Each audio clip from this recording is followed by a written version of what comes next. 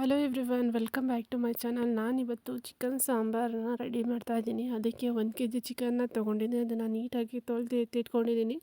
ನಂತರ ಇಲ್ಲಿ ಚಿಕನ್ ಸಾಂಬಾರು ಮಾಡೋಕ್ಕೆ ಒಂದು ಪಾತ್ರೆನ ಇಟ್ಕೊಂಡಿದ್ದೀನಿ. ಅದಕ್ಕೆ ಒಂದು 4ರಿಂದ 5 ಸ್ಪೂನ್ ಎಣ್ಣೆನ ಹಾಕಿ ಒಂದು ಕಟ್ ಮಾಡಿ ಇಟ್ಕೊಂಡಿರುವಂಥ ಈರುಳ್ಳಿನ ಹಾಕಿ ಚೆನ್ನಾಗಿ ಫ್ರೈ ಮಾಡ್ಕೊಂಡಿದ್ದೀನಿ. ನಂತರ ತೊಳೆದಿಟ್ಕೊಂಡಂತಹ ಚಿಕನನ್ನು ಅಷ್ಟು ಹಾಕಿ ರುಚಿಗೆ ಎಷ್ಟು ಬೇಕೋ ಅಷ್ಟು ಉಪ್ಪನ್ನು ಹಾಕಿ ನಾನಿಲ್ಲಿ ಉಪ್ಪಿನ ಜೊತೆಗೆ ಚಿಕನನ್ನು ಬೇಯಿಸ್ಕೊತಾ ಇದ್ದೀನಿ. ಇಲ್ಲಿ ಚಿಕನ್ ನೀರು ಬಿಟ್ಕೊಳ್ಳೋ ಅಂಥ ಟೈಮಲ್ಲಿ ನಾನಿಲ್ಲಿ 2 ಮೀಡಿಯಮ್ ಸೈಜಿನ ಈರುಳ್ಳಿಯನ್ನು ಚಿಕ್ಕದಾಗಿ ಕಟ್ ಮಾಡಿ ಇಟ್ಕೊಂಡಿದ್ದೆ. ಅದನ್ನು ಹಾಕ್ಕೊಂಡಿದ್ದೀನಿ ಒಂದು ಮಿಕ್ಸಿ ಜಾರಿಗೆ. ನಂತರ ಒಂದು ಸ್ವಲ್ಪ ಕೊತ್ತಂಬರಿ ಸೊಪ್ಪನ್ನು ಹಾಗೆ ಶುಂಠಿ ಬೆಳ್ಳುಳ್ಳಿ ಪೇಸ್ಟು ಹಾಗೆ ಚಕ್ಕೆ ಲವಂಗ ಪುಡಿಯನ್ನು ಹಾಕಿ ಒಂದು ಸ್ವಲ್ಪ ಅರಿಶಿನ ಪುಡಿನ ಹಾಕಿ ಪೇಸ್ಟ್ ಮಾಡಿ ಇಟ್ಕೊಂಡಿದ್ದೀನಿ. ಹಾಗೆ ಪೇಸ್ಟ್ ಮಾಡಿ ಇಟ್ಕೊಂಡಿದ್ರಲ್ಲಿ ಒಂದು ಸ್ವಲ್ಪ 2ರಿಂದ 3 ಸ್ಪೂನಷ್ಟು ಫ್ರೈಗಂತ ಎತ್ತಿಟ್ಕೊಂಡೆ. ನಂತರ ನಾನಿಲ್ಲಿ ಈರುಳ್ಳಿ ಖಾರವನ್ನು ಚಿಕನ್ ಜೊತೆ ಹಾಕಿ ಮಿಕ್ಸ್ ಮಾಡ್ಕೊತಾ ಇದ್ದೀನಿ. ನೋಡ್ರಿ ಇಲ್ಲಿ ನೀರು ಎಷ್ಟು ಚೆನ್ನಾಗಿ ಬಿಟ್ಕೊಂಡಿದೆ ಅಂತ. ಇಲ್ಲಿ ನಾವು ಚಿಕನಿಗೆ ನೀರನ್ನ ಹಾಕ್ದಲೇ ಹಾಗೆ ಬೇಯಿಸ್ಕೊಂಡಿದ್ದೆ. ನೀರನ್ನ ಚೆನ್ನಾಗಿ ಬಿಟ್ಕೊಂಡಿದ್ದೆ. ಆ ಟೈಮಲ್ಲೇ ನಾನು ಈರುಳ್ಳಿ ಖಾರನ ಹಾಕಿ ಒಂದು 10 ನಿಮಿಷ ಚೆನ್ನಾಗಿ ಕುದಿಸ್ಕೊಂಡೆ. ನಂತರ ನಮಗೆ ರುಚಿಗೆ ಎಷ್ಟು ಬೇಕೋ ಅಷ್ಟು ಖಾರ ಪುಡಿಯನ್ನು ಹಾಕ್ಕೊತಾ ಇದ್ದೀನಿ. ಅಂದರೆ ಚಿಕನ್ಗೆ ಖಾರ ಪುಡಿ ಜಾಸ್ತಿ ಹಾಕಿದ್ರೆ ಟೇಸ್ಟ್ ಚೆನ್ನಾಗಿರುತ್ತೆ ಅಂತ ಇಲ್ಲಿ ಜಾಸ್ತಿ ಖಾರ ಪುಡಿನ ಯೂಸ್ ಮಾಡಿದ್ದೀನಿ. ಮನೆಯಲ್ಲೇ ಮಾಡಿರುವಂಥ ಖಾರ ಪುಡಿಯನ್ನು ಯೂಸ್ ಮಾಡಿದ್ದೀನಿ. ಅದ್ರ ಜೊತೆಗೆ ನಾನಿಲ್ಲಿ ನೀರನ್ನ 1ರಿಂದ 2 ಲೋಟ ನೀರನ್ನ ಹಾಕ್ಕೊಂಡಿದ್ದೀನಿ. ಹಾಗೇನೂ ಸಹ ಮಾಡ್ಕೊಬೋದು ಗ್ರೇವಿ ಥರ. ಬಟ್ ನಾನಿಲ್ಲಿ ಸಾಂಬಾರು ಮಾಡ್ತಿರೋದ್ರಿಂದ 1ರಿಂದ 2 ಲೋಟ ನೀರನ್ನ ಹಾಕಿದ್ದೆ.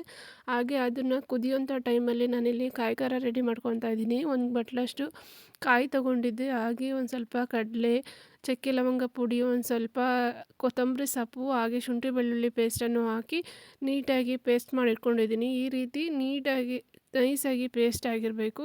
ಅದನ್ನು ಸಹ ಒಂದು 2ರಿಂದ 3 ಸ್ಪೂನ್ ಎತ್ತಿಟ್ಕೊಂಡು ಉಳಿದಿದಂತಹ ಕಾಯಿ ಖಾರವನ್ನು ಸಾಂಬಾರಿಗೆ ಹಾಕಿ ಸಾಂಬಾರನ್ನ ಚೆನ್ನಾಗಿ ಕುದಿಸ್ಕೋಬೇಕು. ಈ ಹಂತದಲ್ಲಿ ಇದು ಅಷ್ಟು ನೊರೆ ಬಿಟ್ಕೊಳ್ಳೋವರೆಗೂ ಸಾಂಬಾರನ್ನ ನೀಟಾಗಿ ಕುದಿಸ್ಕೊಂಡ್ರೆ ಸಾಂಬಾರು ರೆಡಿ ಆಗಿರುತ್ತೆ.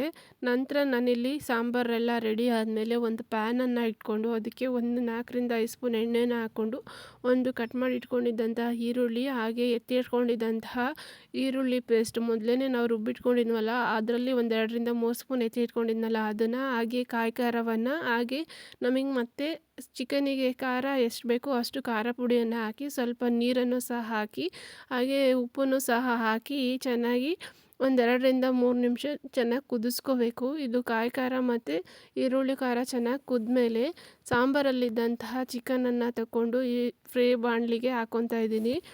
ಚೆನ್ನಾಗಿ ಮಿಕ್ಸ್ ಮಾಡ್ಕೋಬೇಕು. ಎಲ್ಲದಕ್ಕೂ ಚೆನ್ನಾಗಿ ಗ್ರೇವಿ ಇಟ್ಕೊಳ್ಳೋ ಥರ ಮಿಕ್ಸ್ ಮಾಡಿಕೊಂಡು ಒಂದು 5ರಿಂದ 10 ನಿಮಿಷ ಚೆನ್ನಾಗಿ ಬಿಸಿ ಮಾಡಿಕೊಂಡ್ರೆ ಸಾಂಬಾರು ಜೊತೆಗೆ ಫ್ರೈ ರೆಡಿ ಆಗಿರುತ್ತೆ.